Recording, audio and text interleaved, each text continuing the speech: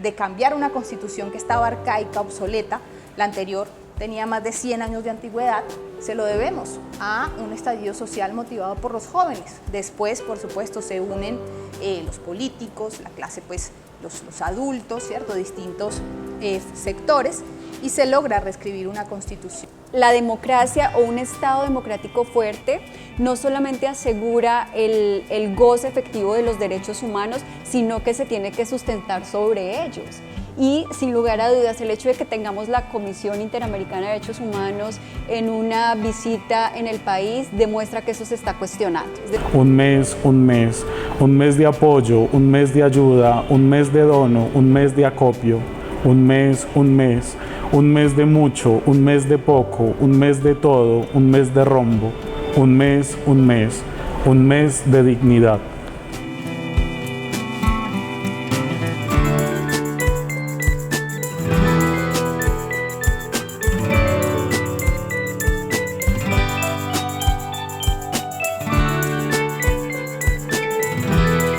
Hola, bienvenidos de nuevo a Tertulia Cueva de Letras, este conversatorio que tenemos en la Biblioteca Pública de Pereira todos los martes para ustedes.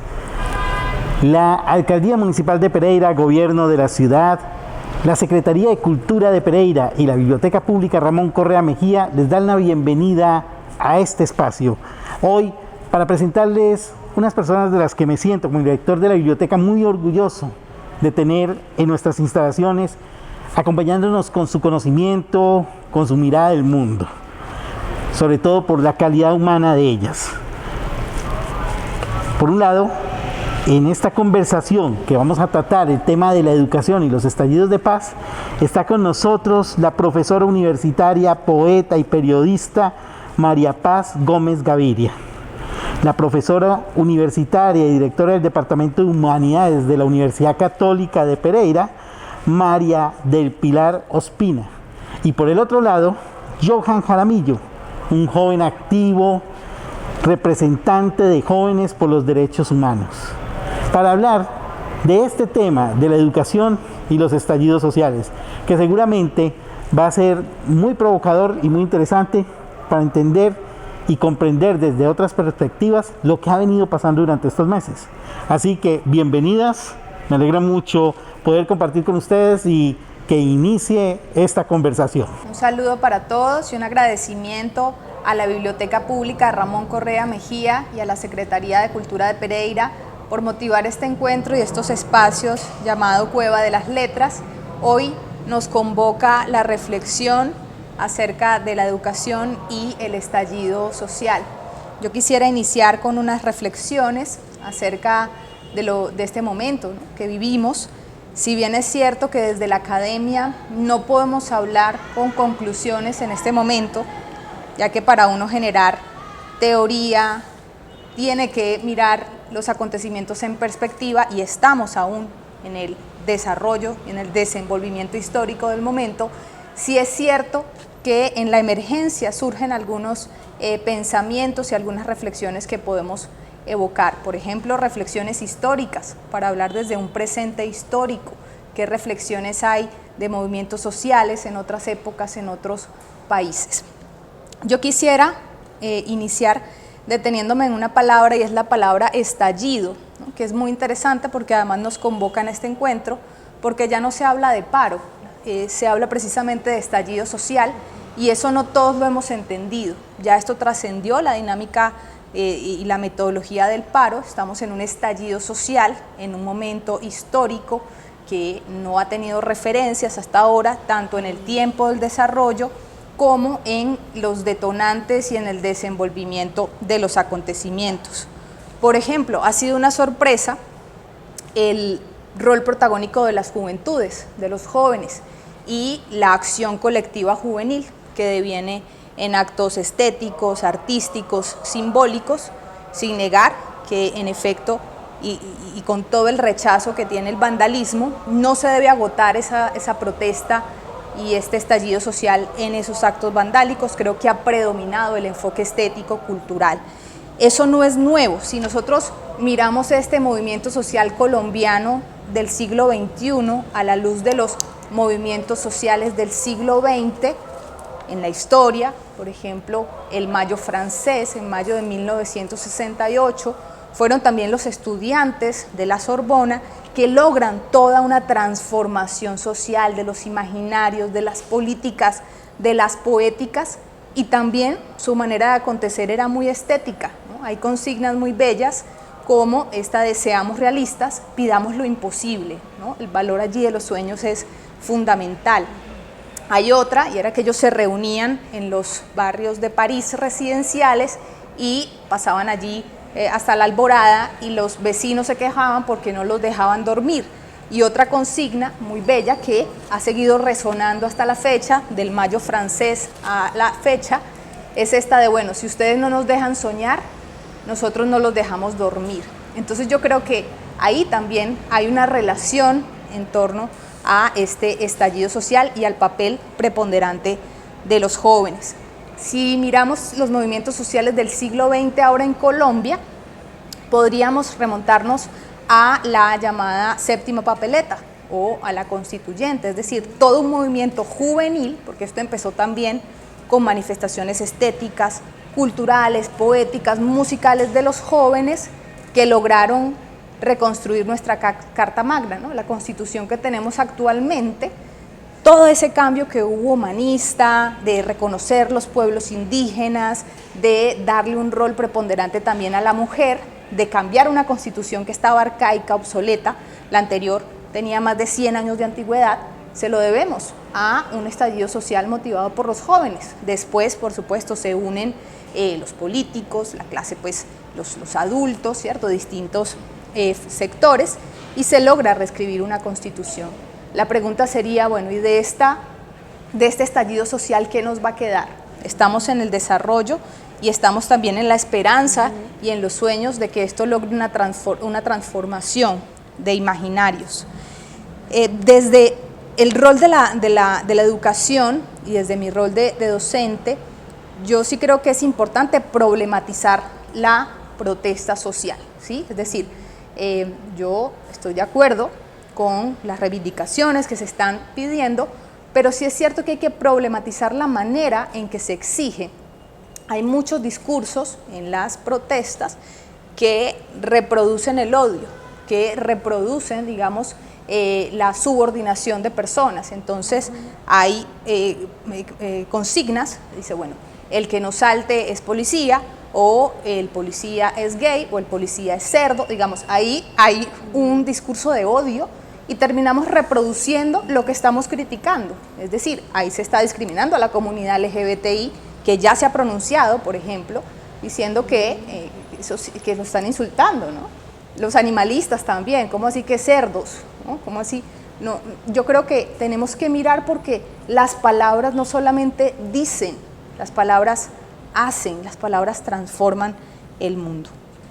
Y una tercera reflexión que yo quisiera como detonar en este primer momento del círculo de palabra es esta sociedad binaria. ¿Por qué ancestralmente, históricamente, pensamos en términos binarios, ¿no? Si nos vamos históricamente, entonces la Guerra de los 1000 días, después seguimos una lucha de liberales y conservadores, anterior a eso el centralismo versus el federalismo, luego las guerrillas contra el Estado, ¿no? Y hoy seguimos pensando en estos términos dicotómicos binarios, que también yo creo que hay que superar ese pensamiento, ¿no? Hay que saber que los problemas sociales no son una lucha de buenos contra malos, como si esto fuera una mala película hollywoodense, un western, no. Hay que aprender a entender las problemáticas sociales en esa escala de grises, en esas tonalidades que no se resumen ni se agotan en los buenos y los malos. Ahí Paz, me parece súper interesante esa última reflexión tuya, porque teóricamente siempre se ha entendido la política en algunas perspectivas muy particulares, como la de Carl Smith, por ejemplo, que dice, al final la política es la relación entre amigos y enemigos.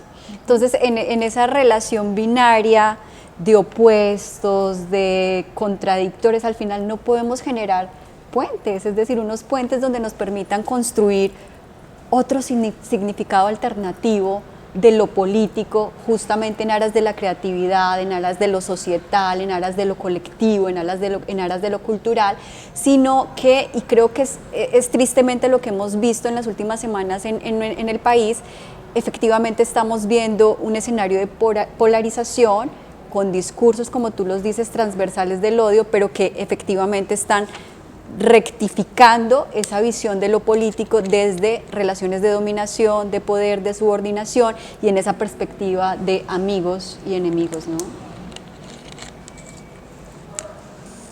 Y al hablar del rol de los jóvenes, yo creo que es muy importante no solamente teorizar sobre ellos, sino escucharlos. Tenemos acá también a Johan, que es un joven defensor de los derechos humanos y que también nos trae también sus reflexiones, sus resonancias. Johan ha estado en la calle, ha estado en la academia y desde ahí creo que tiene también algo muy importante para contarnos.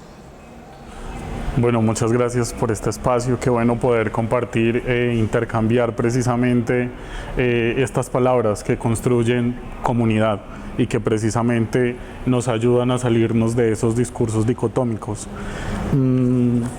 Realmente pensar en el estallido social, pues la palabra del momento es que tiene muchas aristas, ¿sí? Y precisamente qué bueno que se haya hecho esa claridad, y es que precisamente lo que estamos construyendo es un diálogo abierto, ¿no? Yo quisiera empezar leyéndoles una pequeña poesía que escribí que se llama Humanidad. Ese es nuestro grito. Vándalos, delincuentes, corruptos, traficantes, estudiantes, profesores, trabajadores, políticos, todos humanos. Participantes de manifestaciones, murales, canciones, instituciones, organizaciones, empresas, todos humanos. Tú y yo, humanos. ¿Cuál es tu cualidad y tu expresión humana? La que transforme la vida a través del amor y la razón por la humanidad. Y partiendo de este pequeño fragmento que termina en esa gran invitación por pensarnos la humanidad desde el amor, pero no solo pasional, sino también racional, quisiera entonces como exponer, ¿no? Presentar como nuestra visión desde la Organización de Jóvenes por los Derechos Humanos Internacional frente al panorama educativo y el estallido social. Y es que hay muchas cosas por decir sobre la educación y sobre el estallido social, sobre todo el de la responsabilidad social que poseemos cada uno de nosotros como habitantes, como ciudadanos y sobre todo como personas que tienen a cargo y por vocación, por supuesto, formar a otros seres humanos. Para mí, educar para la paz es una acción cotidiana de hechos solidarios. Esa es como finalmente la conclusión a la que pude llegar después de meditar mucho qué es educar para la paz. Y es que son acciones cotidianas de solidaridad. Estos hechos solidarios se dan entre la responsabilidad y la somatización de algunos principios que corresponden al ejercicio de la vida social, ¿sí? O al ejercicio social de la vida.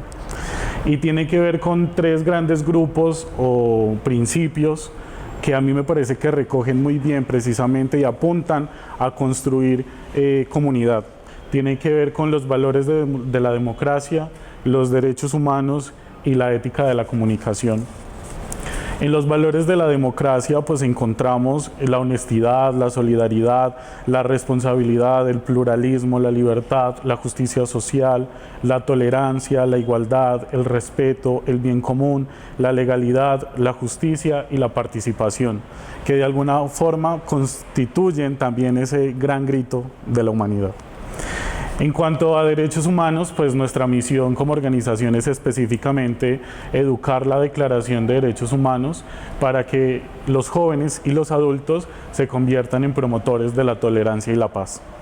Y por último, frente a la ética de la comunicación, pues dejar esbozados como algunos referentes o ejes que allí nos sirven para construir comunidad, para construir ciudadanía y sobre todo para construir esas mesas de diálogo que se vienen promoviendo en la ciudad. y tienen que ver con el reconocimiento, pero también el ejercicio de la escucha activa de unos códigos sociales de diversidad y convivencia pacífica, de diversidad cultural, de inclusión y diversidad, de realidad y virtualidad y de respeto a la privacidad. Maravilloso. Yo creo que ahí, María, esa responsabilidad social de la que habla Johan sin duda nos lleva a una resignificación de la democracia. Sí, yo pensaría que en el momento actual una de las preguntas más importantes que nos tenemos que hacer como sociedad es qué pasa con la democracia o qué está pasando, o se cuestiona o estamos reafirmándola justamente a partir de todos estos procesos de acción colectiva, y no hay respuesta, ni yo voy a darles una respuesta porque la pregunta es muy complicada, pero yo creo que Johan da unas pistas muy valiosas para responder a esa pregunta, y es que la democracia o un Estado democrático fuerte no solamente asegura el goce efectivo de los derechos humanos, sino que se tiene que sustentar sobre ellos. Y sin lugar a dudas, el hecho de que tengamos la Comisión Interamericana de Derechos Humanos en una visita en el país demuestra que eso se está cuestionando. Es decir, no solamente internamente por lo que todos hemos vivido en las últimas semanas, sino ya internacionalmente, que esto me parece también valioso para discutirlo, y es que puede ser que sí tengamos antecedentes sobre esta situación, pero no teníamos los instrumentos mediáticos para hacerlo más visible, ¿no? Es decir, por eso antes los conflictos quizás se vivían en ese escenario, pero no había manera de comunicarlos. Ahora tenemos una cantidad de instrumentos que nos permiten una visibilización de todo, es decir, desde los atropellos hasta esas manifestaciones culturales y creativas que hay detrás de la manifestación. Entonces acá, esta pregunta por la democracia, al final, yo quiero dejar por lo menos un punto muy claro, y es que las sociedades democráticas fuertes están más cerca de los problemas y las problemáticas sociales. Y creo yo que en la actual movilización lo que vemos es que hay una fractura en eso, es decir, el Estado colombiano está marginado, es decir, no ha entendido y obviamente no ha abierto los canales para leer cuáles son esas problemáticas sociales que al final tienen que ver con el aseguramiento del goce de derechos políticos, económicos y sociales. Ese es el reclamo que hay en la base de este estallido social que no se ha reconocido, y cuando se legitima la protesta a través de muchos mecanismos, como también se viene haciendo en este momento, lo que se está haciendo es negar esas luchas como luchas justas. Y creo que hay un problema serio en estos procesos de acercamiento al movimiento social actual y obviamente de búsqueda de salidas alternativas, que al final tiene que ver con cuestiones muy estructurales de acceso a derechos sociales como educación, como salud. En el caso de la actual crisis, el tema de la renta básica, por ejemplo, como fundamental para sobrevivir a unas condiciones completamente atípicas como las que estamos viviendo actualmente. Entonces, al final, cuando uno hace esta discusión sobre democracia, también tiene que entender que hay una tríada que es fundamental: derechos, oportunidades y posibilidades, y libertades. Entonces no es lo mismo que tengamos en una constitución muy bien redactada todo el asunto de los derechos sociales si no aseguramos condiciones efectivas y posibilidades reales de acceso a eso, y creo que eso es lo que estamos efectivamente viendo en las actuales manifestaciones. Entonces sí hay una pregunta muy grande por el tema de la democracia en Colombia. Por estos días de estallido social, desde la academia, desde mi lugar de enunciación, que es la docencia, escribí unas palabras, la titulé "Seamos inmarcesibles". En estos días de estallido social, vi a uno de mis estudiantes en la calle sosteniendo una pancarta pintada a mano que decía: "Hoy la clase es en la calle sobre historia". Me pregunto por los sentidos de esa consigna que un joven escribió, y sin duda esta época pasará a los anales de la historia, y está en los jóvenes, en los estudiantes, el desafío de escribir un desenlace con originalidad, es decir, sin copiar viejos modelos de odio y polarización, de estigmatización y colonialismo, que han acumulado miles de muertos en la guerra de los 1000 días, miles de muertos en la guerra de liberales contra conservadores en la época de la violencia, miles de muertos en la guerra de las guerrillas contra el Estado. El rumbo de esta nueva historia está, a mi parecer, en los jóvenes, en la práctica de la acción colectiva juvenil, y que nos ha demostrado que ellos son la generación del presente, no como esa frase de cajón que dice que los jóvenes son la generación del futuro, son la generación del presente con la que podremos por fin superar la prehistoria, porque el ser humano mientras recurre a la violencia está en la prehistoria, por muchos artefactos que haya construido e inventado.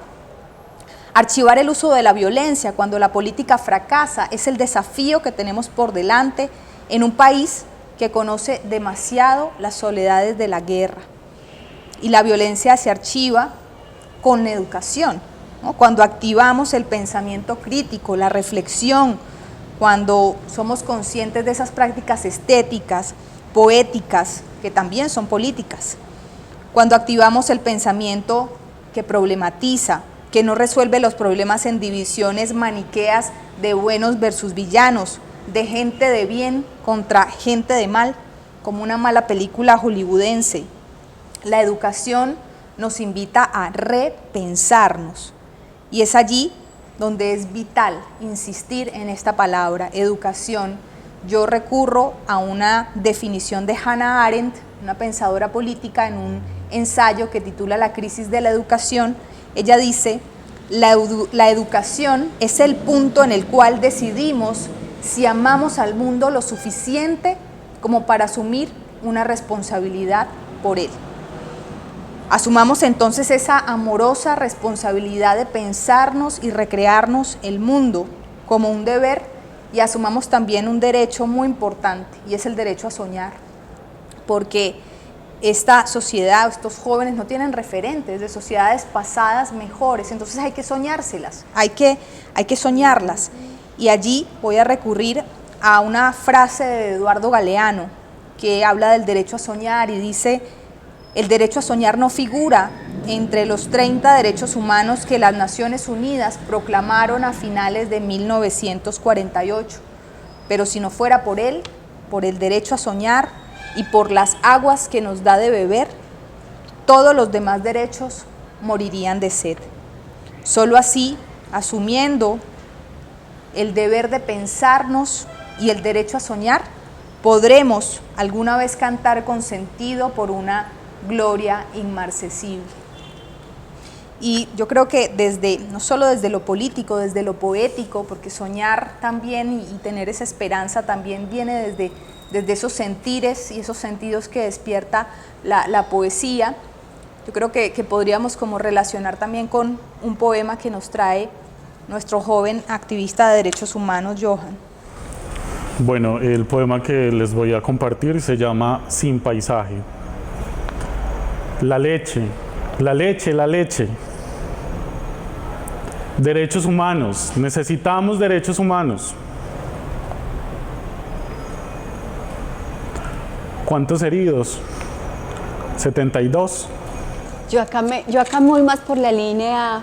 Quisiera tener esas habilidades poéticas que ustedes tan bellamente hoy nos han compartido. Esto me permite a mí conectarlo más en una lectura sociológica, porque indudablemente aquí también tenemos que hacernos la pregunta por el Estado y cómo el Estado se está entendiendo hoy en esa referencia de Estado fuerte, que es un error, digamos, en una perspectiva militarista, opresiva, violenta también. Pero en realidad, y aquí cito básicamente a Stanislao Zuleta cuando habla de democracia y de educación, y dice: al final un Estado fuerte es un Estado que permite la convivencia de ciudadanos sin miedo, ¿no? Que permite un ciudadano que piensa y expresa libremente, pero también que se puede organizar para luchar por procesos de transformación de su sociedad. El Estado fuerte no es el Estado de los privilegiados, es al contrario, es el Estado que conecta, como dije al principio, con los problemas más reales de nuestra sociedad, que permite que la lucha no degenere en violencia y que al final no basa su legitimidad en la sumisión o el miedo. No, creo que eso ha sido una de los aprendizajes y de las lecturas que hoy podríamos poner en palabras también sobre la situación actual. parece que esa visión de Estado fuerte se ha tergiversado. Y es allí también donde, bueno, yo creo que la democracia vuelve a la centralidad, ¿no? Por el rol del Estado, el rol de la sociedad civil, porque sin duda cuando uno le pregunta al inconsciente colectivo qué es democracia, generalmente dicen, bueno, ir a votar cada 4 años, ¿no? Elegir los representantes. Bueno, esa es una parte de la democracia y es la democracia representativa. Elegimos quién nos representa.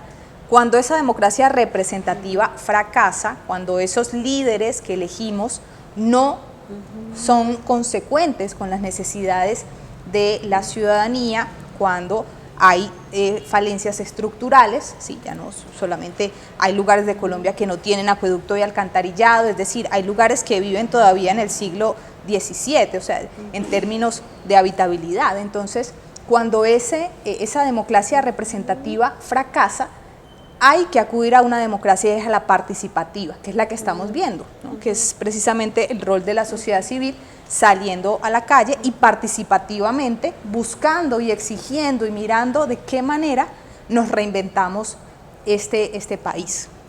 Claro.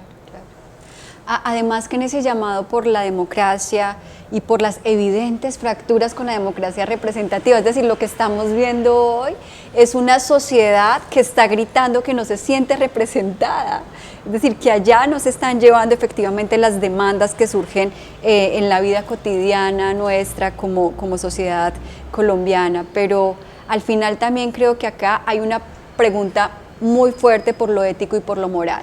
Es decir, acá traigo a colación una frase de Rosa Luxemburgo que básicamente decía, el único derecho que deberíamos tener es el derecho a ser diferentes y que eso no deambule finalmente en que las diferencias se dirimen a través de la violencia, a través de la extinción o la opresión del otro. Cuando llegamos ahí, hemos fracasado como humanidad, básicamente. Y es precisamente ahí donde está el gran reto de la educación y donde está también el gran reto de construir comunidades más conscientes y más que conscientes, participativas. Y es que la educación o el acto de educar debe dar perspectiva. Eso incluye cómo percibo al otro y cómo me percibo a mí mismo. La educación debe provocar un ser crítico para poder evaluar la realidad que nos rodea. Educar debe llevarnos a ser ciudadanos del mundo, por la comprensión, la interdependencia, la subsidiariedad y la solidaridad. Educar también debe ser terapéutico frente a la inteligencia emocional, la responsabilidad afectiva. Educar sobre todo debe ser transformacional. Y así la tarea educativa entre el deber y el tener pues nos ofrecen las herramientas principales y primarias para poder erradicar la sistematización de la violencia desde sus orígenes. Por otro lado, esa transformación, desde mi perspectiva, se da en los procesos de socialización, de manera escalonada, por supuesto, personal, relacional, comunitaria, institucional y por último estructural, como lo mencionaba María Pilar.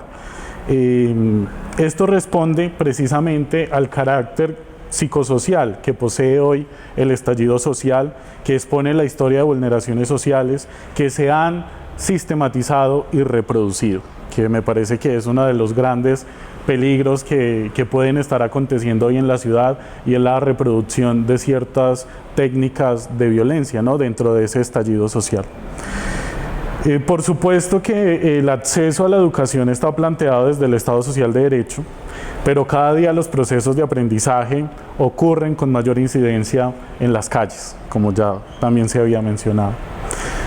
Pienso que tenemos un gran reto y es el que se da en la negociación de los límites del reconocimiento de los derechos humanos a través del discurso. En eso hemos sido descuidados desde las instituciones, desde los líderes sociales, desde los defensores de derechos humanos y hemos a través de ello reproducido de nuevo sistemas de violencia desde lo verbal. Finalmente, pues desde esta invitación que vengo realizando, quiero hacer un llamado para que seamos la generación de la restitución. Que no heredemos ni transmutemos odios, recelos, desconfianzas, sino que transformemos nuestras realidades de manera participativa y consciente.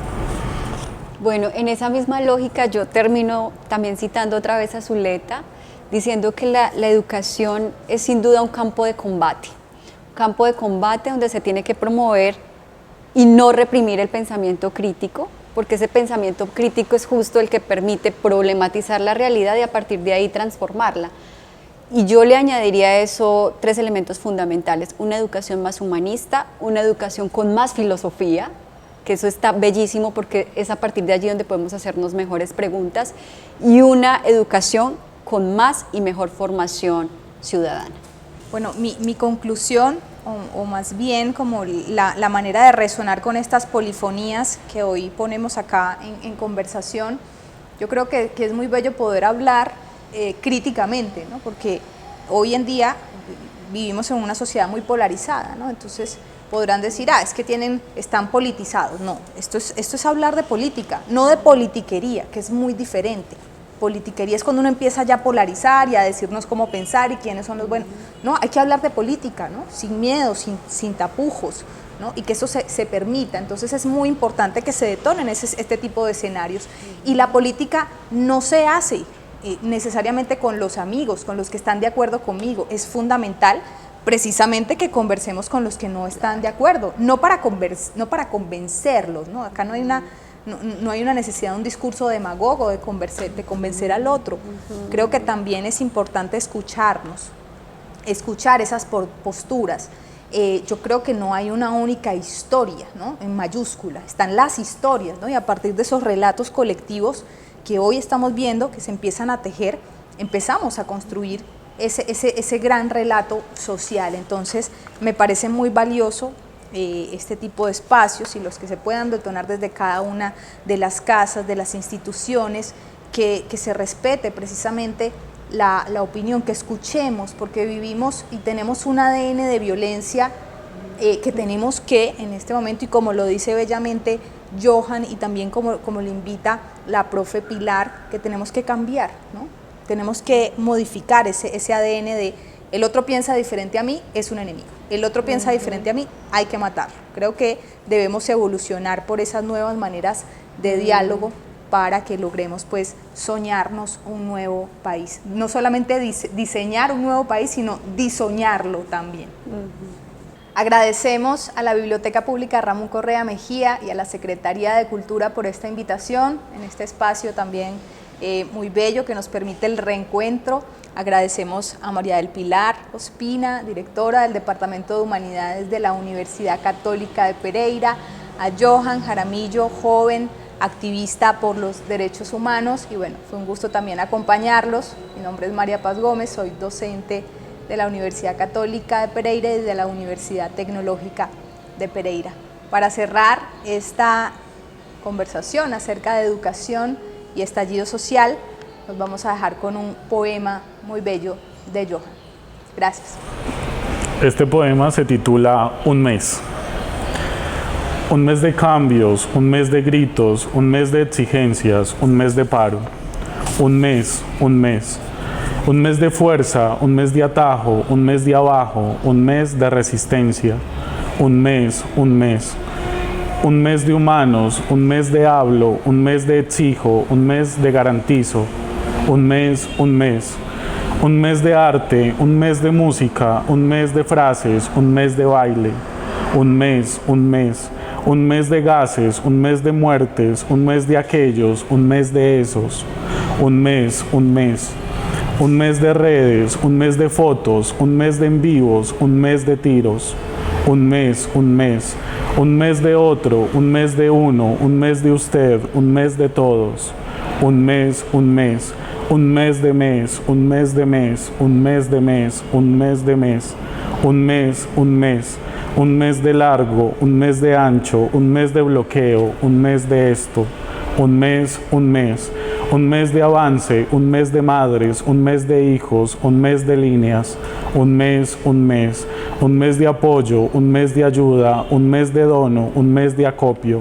un mes, un mes de mucho, un mes de poco, un mes de todo, un mes de rombo, un mes de dignidad.